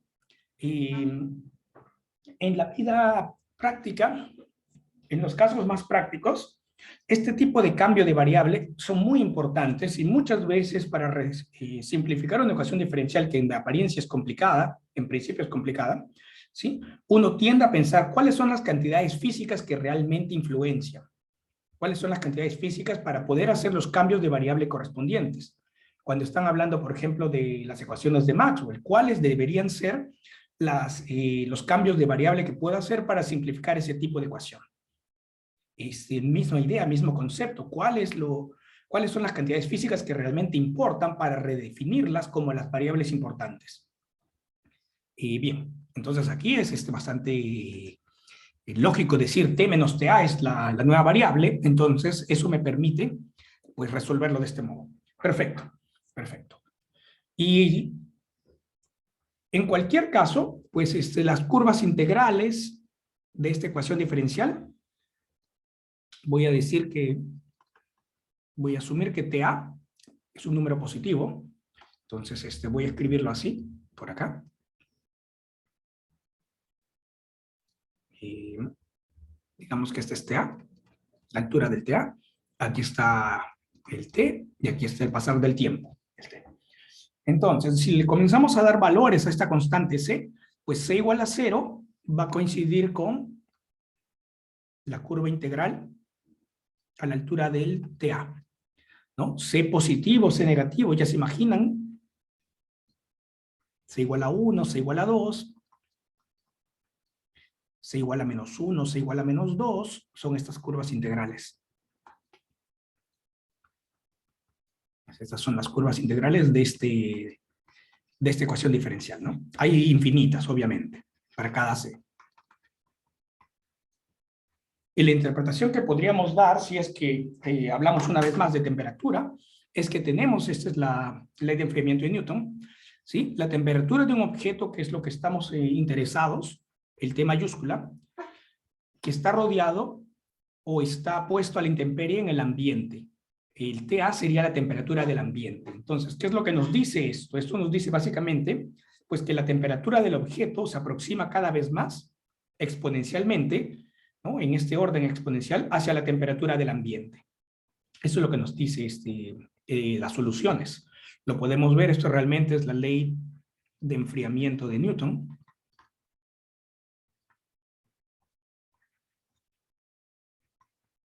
¿No? TA es la temperatura del ambiente.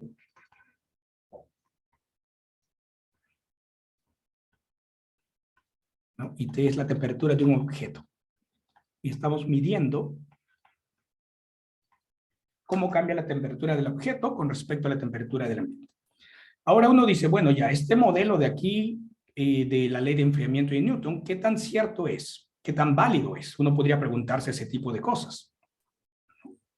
Aquí tenemos las soluciones, esto simplemente es la matemática, son las soluciones. Perfecto. Pero ¿qué tan cierto es eso? Ya saben que el nombrecito de enfriamiento, pues es un nombre no tan adecuado en el sentido que si la temperatura inicial está debajo de la temperatura del ambiente, pues va a subir, ¿no? La temperatura del objeto va a subir y se quiere cada vez más ser igual a la temperatura del ambiente. Se aproxima y se aproxima. Si la temperatura del objeto está por encima de la temperatura del ambiente, pues se va a aproximar con el pasar del tiempo hacia la temperatura del ambiente. ¿Qué tan válido les parece ese tipo de situación? ¿Qué opinan?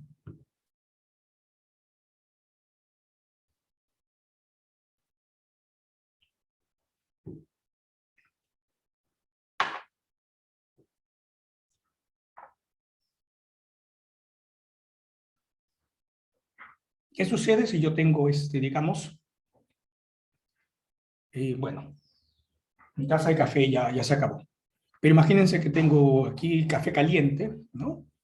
Y en otra taza tengo, pues, agua fría. ¿Qué es lo que sucede cuando ocurre el flujo de calor? Este de aquí, claro que pierde temperatura, pero el otro pierde calor, pero el otro gana calor, ¿cierto? ¿Qué sucede si ustedes ponen un objeto a la intemperie, digamos, aquí en el ambiente? ¿Qué Se adapta a la deberíamos? temperatura. O sea, mantiene un equilibrio entre ambos. Exacto. sistema. No solamente la temperatura de uno debe cambiar, sino la temperatura del otro también, ¿cierto? Sí, Claro, sí. cambian las dos. Entonces, ¿qué ha ocurrido en nuestro modelo? En nuestro modelo, lo que ha ocurrido, yo estoy diciendo que la temperatura del ambiente no está cambiando. Estoy diciendo es una constante. Entonces, realmente el modelo, si quisiéramos hacerlo más preciso, tenemos que cuantificar ello. Pero, dicho sea de paso, es muy cierto, por ejemplo, lo siguiente, y ese es un tipo de aproximación que se hace mucho en física. ¿Qué sucede si ustedes tienen una temperatura corporal alrededor de 36.5 grados Celsius, se meten al mar? Claro, ustedes pierden, el mar casi siempre es más frío que nosotros. Ustedes pierden calor, su temperatura va a disminuir, ¿sí? Pero en la cantidad de calor que gana el mar es tan grande, tan amplio, que la cantidad de calor que recibe es ínfima y hace que la temperatura, el incremento de temperatura en el mar sea despreciable. Eso se hace muchísimo en física y a eso lo llaman baño. Ustedes ponen una partícula en un baño, entonces se asume que pues, los intercambios que ocurren, si realmente se notan en la partícula y no en el baño que lo cubre, porque son tan pequeños comparado el cambio, en este caso de flujo de calor, ¿no? Afecta tan poco a la temperatura del ambiente que lo podemos despreciar. Entonces, muchas aproximaciones en la física, por ejemplo, no solamente hablamos de temperatura, hablamos de muchas cosas. Uno modela, digamos, el ambiente con osciladores armónicos y cuantas cosas, y uno lo que asume es que la interacción es tan pequeña con lo que lo rodea, con el ambiente o baño, como quieran llamarlo. Depende de la rama de física, a veces le dicen baño, a veces le dicen ambiente. Que uno puede despreciar esos cambios en el ambiente. Ahora uno puede decir hasta qué punto puede hacer eso. Pues sí, hay bastante magia, ¿no? Depende del fenómeno que estén estudiando. Y muchas veces uno piensa en ya cuestiones un poquito más complicadas. Si es que realmente, si yo interactúo, yo hago algo en mi sistema, estoy asumiendo que no afecta a todo el ambiente que lo está rodeando, pero de repente no afecta en ese momento, y esa interacción que tuve regresa y me afecta a mí mismo, al sistema mismo luego. Y uno pues comienza a hablar de lo que significa ser markoviano, un fenómeno no markoviano, y hay muchísimas cosas. Pero quiero que tengan siempre esas cosas presentes. Y ¿qué tan válido es este modelo? ¿Hasta dónde lo podría aplicar? Sí, porque eso es hacer ciencia en general. Bueno, obviamente desde mi punto de vista. Y bien, entonces, ok, esa es la ley del enfriamiento de Newton. Vamos a seguir con nuestros ejemplos. ¿No? Digamos, yo escribo una ecuación, ahora bastante matemática, y' menos y igual a 0, ¿no? Tenemos otra ecuación diferencial. Por ejemplo, ¿cuáles son las soluciones de este tipo de ecuación? Es muy similar a la que escribimos al principio, ¿no? Con y' más y igual a 0. Entonces voy a escribir dos soluciones, hay muchas más. ¿Sí? ¿Conocen las soluciones de esta ecuación? Bueno, las exponenciales, por ejemplo, ¿no? E a la x, e a la menos x, pero las que me gustan escribir son estas, coseno hiperbólico y seno hiperbólico. Y el coseno hiperbólico de x es esta. Y este es el seno hiperbólico. Compruébenlo, verifiquen que estas de aquí son soluciones. Y quiero introducir estas dos ecuaciones porque después hablaremos de tangente hiperbólica, que es, pues, surge básicamente cuando uno modela un cable colgando, básicamente está relacionado a la catenaria. Entonces, si uno tiene que hablar de tangente hiperbólica, y por eso quiero que piensen en esta ecuación.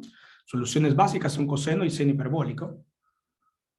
Bien, y esto está bien definido para todo x en los reales. Entonces, bien, listo.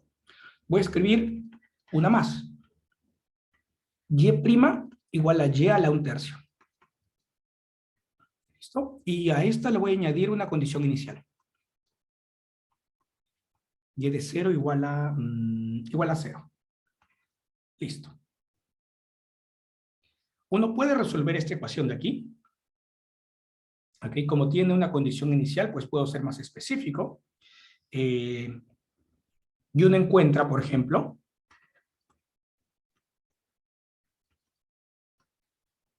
esta solución de aquí, y1, okay, lo voy a escribir como función de x. y1, que va a ser igual a 2/3 de x, va a tener que ser a la 3/2. Claro. Pueden verificar, toman la derivada, pues 3/2 por 2/3 es 1, eso sería, la derivada sería simplemente x a la 1/2. Sí, x a la 1/2, ¿no?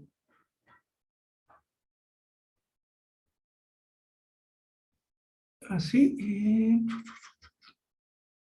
¿está bien mi constante, el 2/3?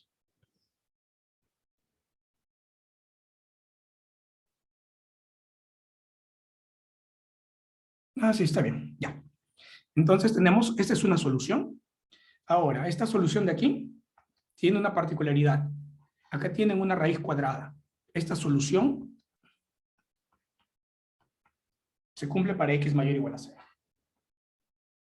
Fíjense que aquí tenemos una solución, una ecuación diferencial de primer orden con una condición inicial. ¿Cuántas soluciones esperamos de este de aquí? ¿Cuántas soluciones deberíamos esperar? ¿Qué es lo que opinan? Si tienen una ecuación de primer orden con condición inicial. Normalmente, ¿cuántas soluciones deberíamos esperar?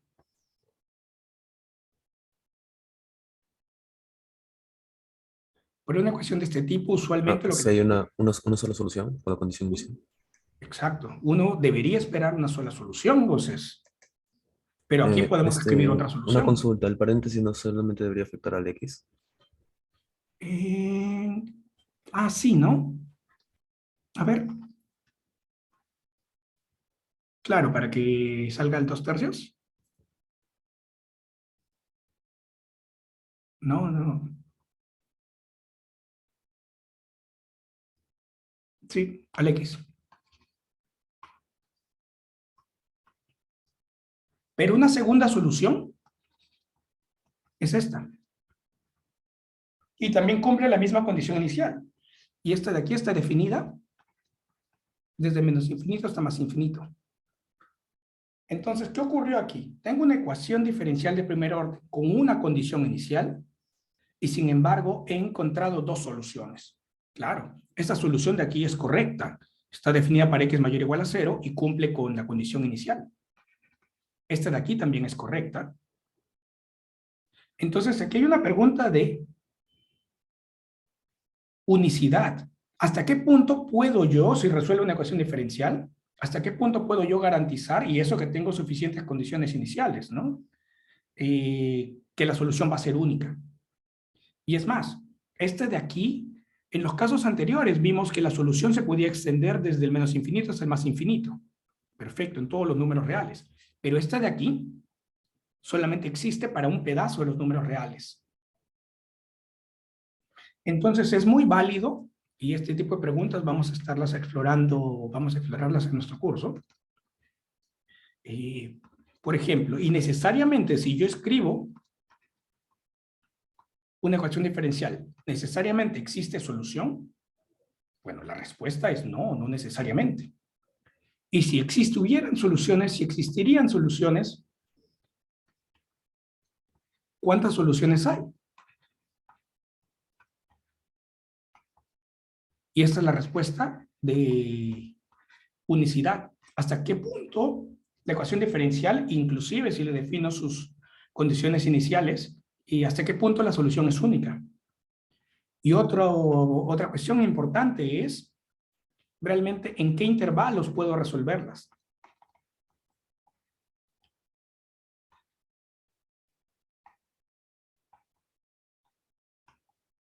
¿Sí?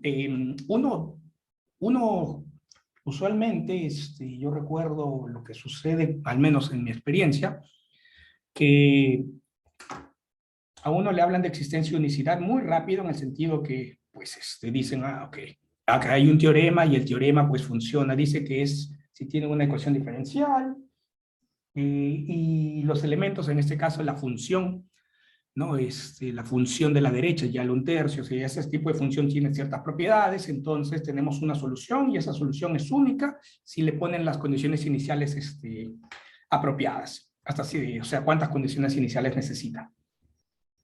Pero la pregunta es bastante más delicada cuando ustedes resuelven un problema más real, porque a veces ustedes pueden plantear una ecuación y después, digamos que quieren resolverla y resulta que no tiene solución. O a lo mejor ustedes, y esto sucede bastante, ustedes tienen una ecuación que captura muchos rasgos del sistema que están analizando, ¿sí? Lo suficiente para darles muchas soluciones. Pero ¿cuál es la solución que ustedes están buscando? Porque de repente lo que han planteado viene de un problema físico en específico. Entonces, uno necesita saber qué tipo de soluciones, si tengo una, si tengo infinitas, de repente hay dos, de repente hay alguna solución, esta de aquí, y2 igual a 0, es una solución singular, es una solución que, claro que funciona, pero es una solución bastante distinta a la y1, que es la que realmente uno busca en general. Bueno, entonces, eso es bastante importante, ¿no? ¿Por qué tenemos existencia, unicidad, bajo qué circunstancias puedo decir que va a haber una solución y esa solución es única.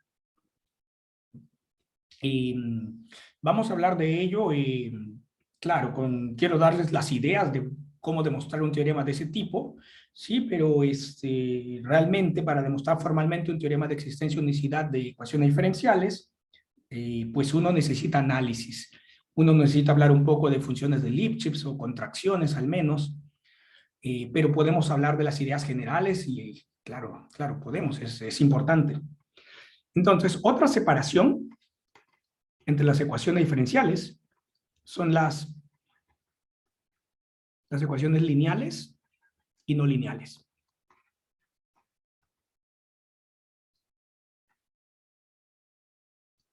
¿Ok?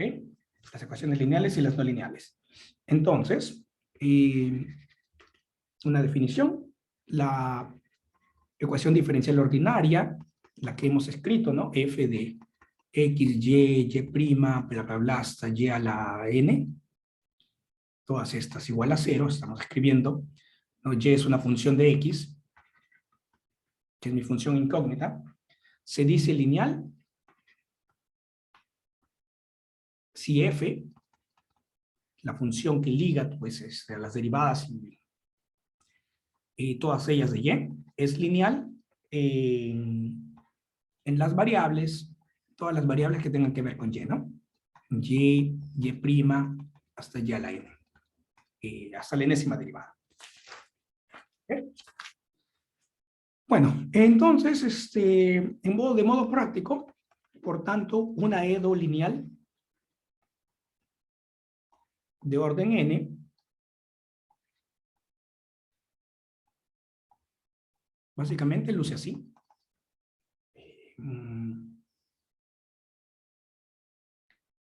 Una sub 0 x, una función de x por y, la enésima derivada, una función de x por la derivada de n-1, y así, hasta pues una función de x por y. Todo esto igual a g de x. Así es como luce una EDO lineal de orden n. Bien. Y obviamente si la EDO, si la ecuación diferencial ordinaria de orden n no es, no se puede escribir como lo de arriba, o sea, si el f mayúscula no es lineal,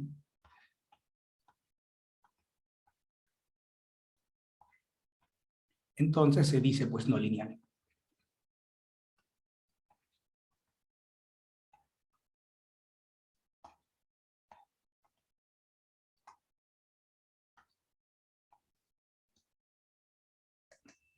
Ok.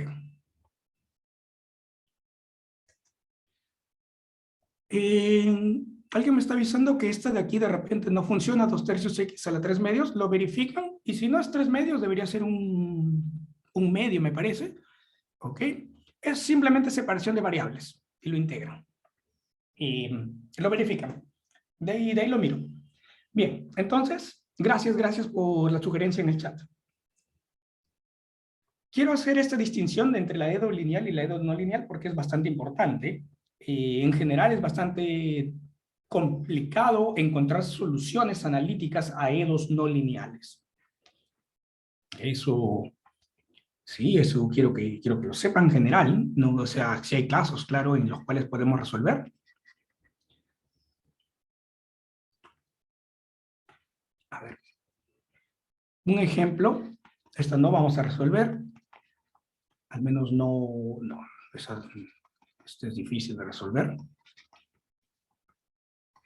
Este de aquí, quiero mostrarles que es un ejemplo de una EDO no lineal, ¿no? Es no lineal porque tiene, por ejemplo, este término de aquí, este producto.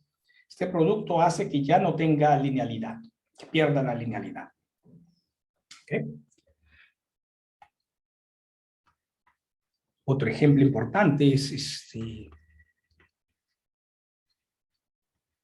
el péndulo, que es un ejemplo que deben conocer. ¿Okay? Y básicamente la situación que queremos modelar es esta. Esta es la vertical. Tenemos una cuerdita. Tenemos un ángulo θ. Digamos que esta es la longitud L de una cuerdita de masa despreciable.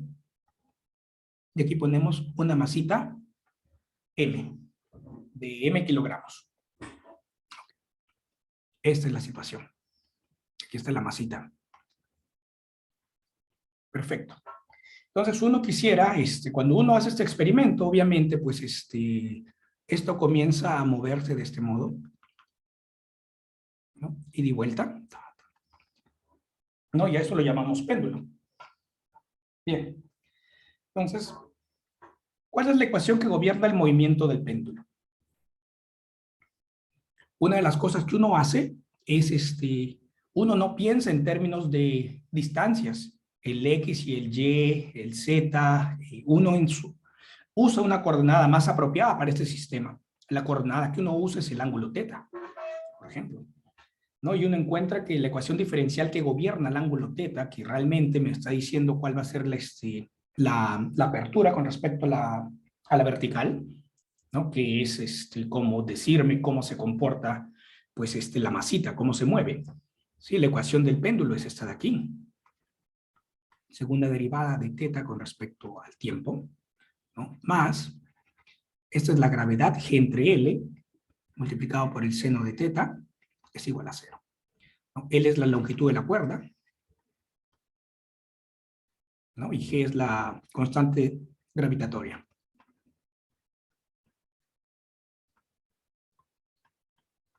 ¿No? Que estamos asumiendo la constante, 9.8. Entonces, esta es la ecuación que gobierna el movimiento de esta masita. Y la hemos escrito en términos de el ángulo θ. Es mucho más conveniente escribir esto en términos del ángulo θ que en lugar de hablar de, digamos, coordenada X o coordenada Y, que se puede deducir después de esto. La coordenada θ es mucho más natural para describir este sistema. Bien, entonces este tipo de ecuación diferencial es no lineal. Este término, ok, ojo, hace que la ecuación del péndulo sea no lineal. Bien, perfecto. Entonces, imagino que en algún curso de física, no sé en qué curso se hace esto, uno deduce esta ecuación del péndulo. Pero en cualquier caso, la ecuación del péndulo la deducen simplemente, pues, igualando fuerzas, ¿no? Y descomponen la masa con mg, ya se imaginan. Simplemente uno tiene, pues, mg por acá, ¿no? Y uno descompone la masa en la parte, pues, tangencial, por acá, y la parte que está alineada con la dirección de la cuerda. Tienen un mg, este es θ, tienen mg coseno, mg seno, usan Newton, la parte que genera la tensión en la cuerda tiene que nivelarla a esta de aquí, que sería pues mg, la de aquí es mg coseno. La tensión en la cuerda tiene que nivelar a la mg coseno, ¿no? La otra que me sobra, que es mg seno, que es la de aquí, es la que va a hacer que se mueva en un arco de círculo. ¿No? Bueno, ya. Y deducen cuál es la aceleración para hacer fuerza igual masa por aceleración y llegan a este resultado de aquí. Bien. Esto en algún curso, seguramente en física, no sé, física 1, física 2, lo habrán hecho. Pero bueno, fuera de eso, esto es una ecuación no lineal. Pero ¿qué es lo que yo recuerdo, al menos cuando tomaba cursos de física básicos? Recuerdo que me decían que la ecuación del péndulo, pues, era básicamente la misma, pero en lugar de seno de teta, usábamos teta. Y eso de ahí se podía resolver con lo que ya sabía yo de cálculo integral, digamos. Entonces, lo que se hace, y se hace bastante en física, son aproximaciones. Entonces, digamos, el péndulo más aproximaciones pequeñas, aproximaciones en este caso de ángulo pequeño.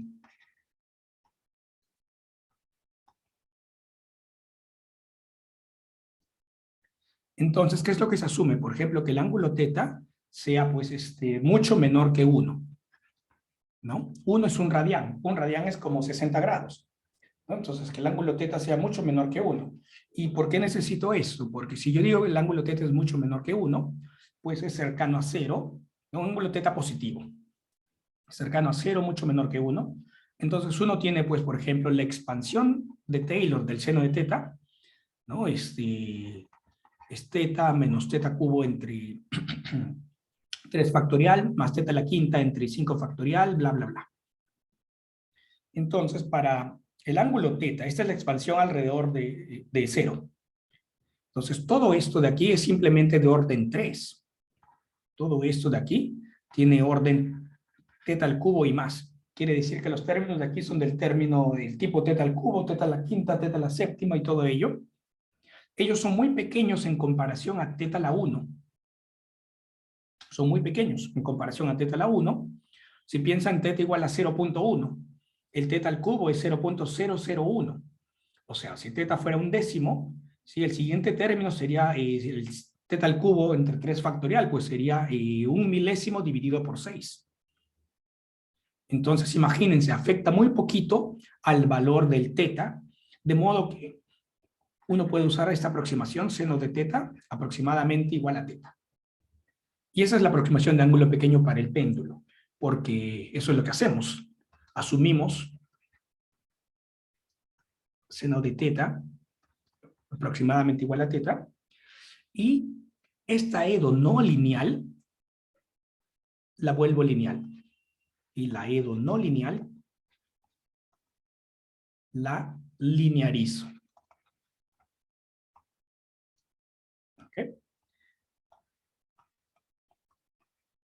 Y obviamente lo que vamos a obtener es segunda derivada de teta con respecto al t más g entre L teta igual a 0. Esta edo ya es lineal. Y esta es bastante sencilla de resolver. Es una edo lineal. Entonces, ¿qué es lo que les quiero decir con esto? Que muchas veces este tipo de razonamiento se usa muchísimo en física. Ustedes plantean las ecuaciones de movimiento de un sistema, usan coordenadas bastante convenientes, ¿no? En este caso la coordenada es el ángulo teta. La ecuación que resulta puede ser una ecuación no lineal, pero uno lo que puede hacer es analizar, ok, ¿bajo qué circunstancias quiero yo realmente resolver esta ecuación? Cuando el ángulo es pequeñito, cuando la masa es muy grande. Entonces, ¿qué aproximaciones podría usar? ¿Hasta qué punto mis aproximaciones son válidas? Entonces, eso se usa muchísimo en física y eso se llama linearizar. Bueno, entonces una edo no lineal, le hemos pasado una edo lineal y esa podemos resolver fácilmente, pero inclusive la primera edo, la original, también podemos resolverla, creo que podemos resolverla. Pero obviamente aquí uno necesita, por ejemplo, series de Fourier, ¿no? Aquí para resolver este edo no lineal, o de repente una expansión en serie de Fourier, eso basta aquí para resolver esta edo no lineal. Y sí, cuando hablemos de ello podemos resolverlo. Bien. Entonces, finalmente, ya. Esto es los conceptos básicos, la terminología básica. Lo que quería hablarles de solución, lo que significa, pues, tener una EDO lineal, una EDO no lineal, etcétera, etcétera, para que todos ya estemos en la misma página. Y una de las cosas ahora bastante importantes es, por ejemplo, les dejo, vamos a ir ahora sí, hacia método de resolución, ¿no? ¿Cómo resolver?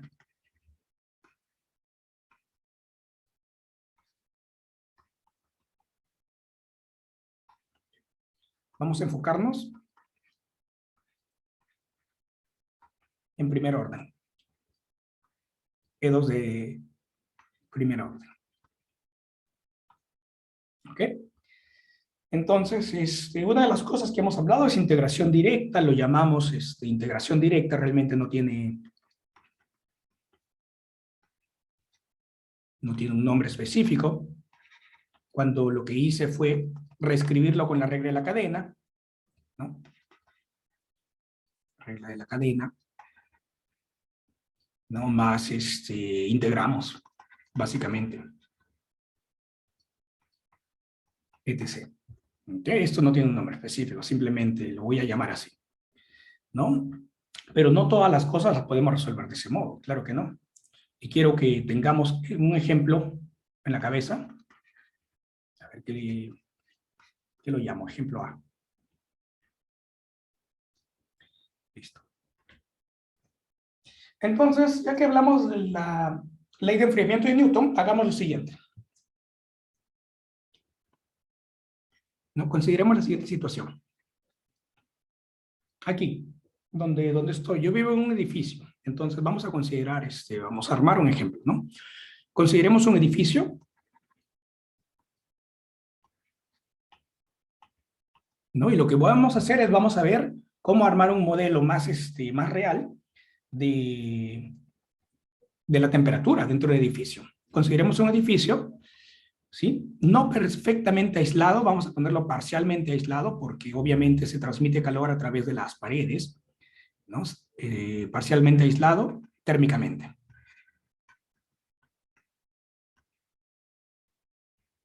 ¿Ok? Y lo que quiero es considerar la temperatura dentro del edificio. UDT dentro del edificio. Quiero un modelo. Quiero resolver y tener una predicción de cómo se va a comportar la temperatura dentro del edificio. Entonces, ¿qué es lo que tendríamos en primera instancia? Voy a dibujar, aquí tenemos el edificio, ¿no? Voy a escribirlo, voy a dibujarlo de este modo, como si fuera un poquito aislado, pero no es, es solamente parcialmente aislado. Obviamente esto de aquí va a permitir el intercambio de calor con el exterior, ¿no? Aquí adentro tenemos la temperatura del edificio, aquí hay intercambio de calor, hay un coeficiente de transmisión, y aquí afuera voy a escribir TA, que va a ser la temperatura del ambiente. ¿Sí? El ambiente lo rodea por todas partes, ¿no? Por todas partes. Listo. Y vamos a asumir que el coeficiente de transmisión de flujo de calor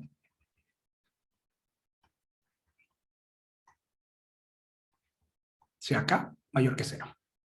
Listo. Entonces, así como he dibujado esto de aquí, y ya sabemos que la ley de enfriamiento de Newton me dice que la temperatura va a cambiar de este modo. Va a ser menos K y la diferencia entre la temperatura y la temperatura del ambiente. Listo. Esta es la ley de Newton. Sí, eso es lo que usamos nosotros ya varias veces como ejemplitos, ¿no? Hablamos de la temperatura de un objeto, cuando está rodeado del ambiente, pues se comporta de este modo. Listo. Perfecto. Pero, ¿qué sucede? ¿No? Si la temperatura del ambiente no es constante. ¿Cómo podríamos modelar la temperatura del ambiente?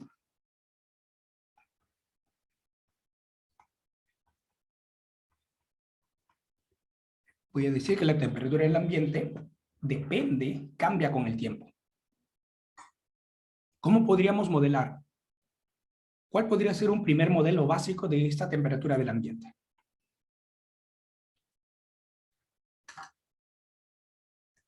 Entonces uno puede comenzar a razonar, una vez más, lo que estamos haciendo son razonamientos bastante básicos, ¿no? Todo esto se puede hacer con mucha mayor precisión.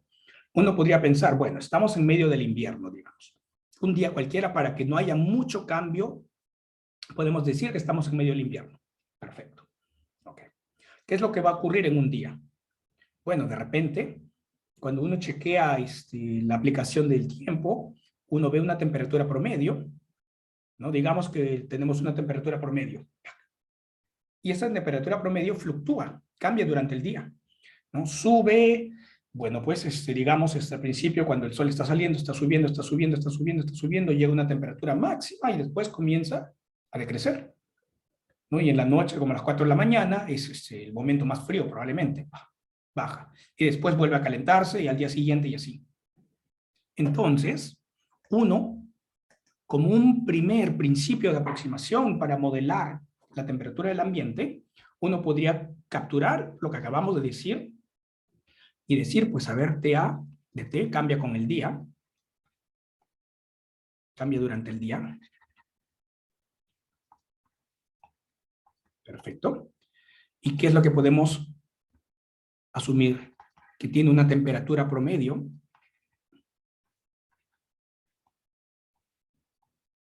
¿okay? Y tiene fluctuaciones. La forma más básica de modelar algo de este estilo, pues sería que del siguiente modo. Podríamos asumir que se comporta del siguiente modo. TA, la temperatura del ambiente durante el día, pues tiene una temperatura promedio, la voy a llamar T sub A, sin T ni nada, esta va a ser la constante, más una fluctuación, ¿no? Y voy a hacer que la fluctuación vaya con todo el día. Entonces puedo decir que va a ser a veces arriba, a veces abajo, una constante A con un seno de omega T. Esto da la fluctuación. Sube, se calienta y luego baja y se enfría, por ejemplo. La única manera de hacer esto es de este modo, de representar fluctuaciones. Claro que no. Claro que no, no es la única manera. ¿Sí?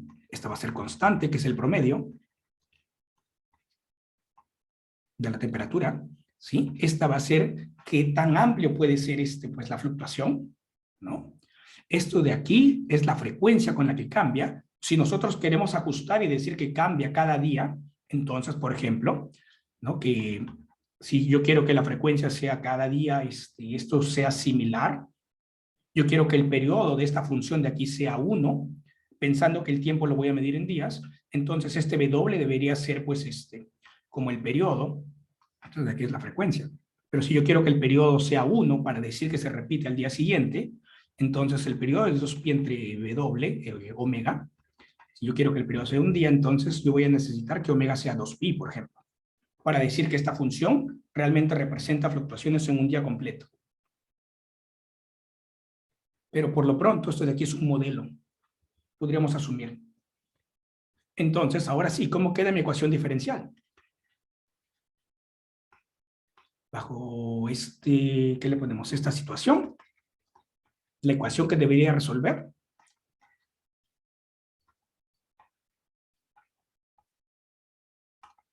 ¿Qué cosa? Bueno, el K, el omega, el T sub A, el A, todas ellas van a ser constantes. Y la ecuación que nos queda es esta. Du de T debe ser menos K, y aquí era U menos la temperatura del ambiente, pero ahora estoy escribiendo que esto es TA menos A por seno de omega T. Listo. Esta es nuestra ecuación. Esta es una ecuación mucho más realista. Listo. ¿Cuál es la misión para ustedes y el fin de semana? Resolver y hallar U de T. Bien. Esto lo vamos a continuar la próxima semana. Pero pueden divertirse con esto. K, TA, A mayúscula, omega o W, como quieran llamarlo, todas ellas son constantes. Resolver esta ecuación. Y bueno, pues les comento que para resolver esta ecuación, pues no vamos a necesitar más que lo que llamamos integración directa. ¿Ok? Eso. Diviértanse con eso, piensen cuáles podrían ser valores realistas para Lima. Qué sé yo, la temperatura de promedio es 22 grados, creo que hoy lo miré. La fluctuación, cuánto puede ir hacia arriba y hacia abajo. 5 grados, llegamos a 27 y en la noche llegamos a 17. ¿No? ¿Cuánto debería ser ese K? Más o menos. La transmisión y todo ello. Y uno puede pues, ponerle números. Si lo resolvemos, si nosotros vamos a poder resolverlo analíticamente, pues podemos escribir hasta si tenemos la solución analítica, es decir, U de T igual a tanto, lo pueden graficar en GeoGebra si así lo desean, para ver cómo se comporta. Bueno, entonces lo podemos dejar por aquí. Sí, ya son las 10. Hoy es jueves, nos vemos el lunes. Nos vemos el lunes. Les pido que cojan un libro de ecuaciones diferenciales, matemáticas o físicas, y léanlo, estudien, y diviértanse con la mate y la física. Ok, lo dejamos por aquí. Pues buen fin de semana. Hasta luego.